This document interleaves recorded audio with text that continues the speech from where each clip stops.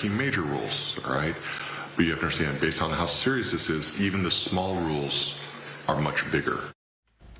The teenager charged with killing a fellow Arlington student was back in court for a hearing to determine if he should remain in custody.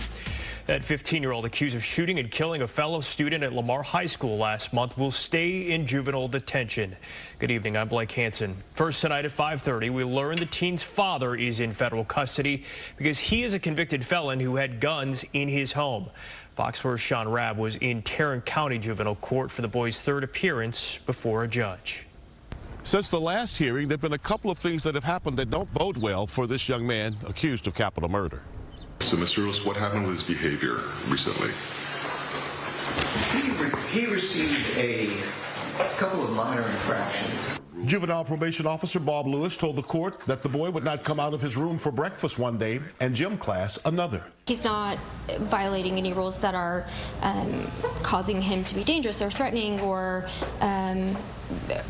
create chaos in the detention center, right? But any rule the judge expects him to be following.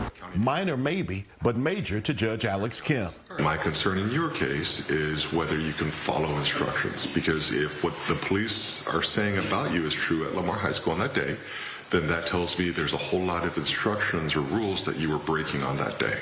March 20th, Jashawn Poirier is shot and killed the first day back from spring break. A 16-year-old girl sitting on a bench is hit in the face by shrapnel. For her, plastic surgery.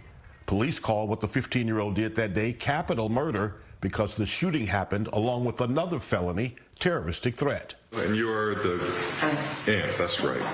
A great aunt has been present for each court appearance. She's extremely supportive. She wants to do whatever she can do to support him and to continue providing an environment where he can do the best he can. The boy's mother in East Baton Rouge, Louisiana, has not been here. What about the father? We learned in court the boy's father is in federal custody, charged with being a felon in possession of a weapon.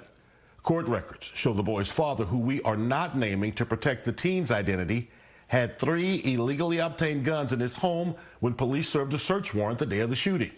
Illegal because he has 2 felony convictions in Louisiana. Background checks blocked the father's attempts to legally buy guns from a dealer in 2014 and 2020.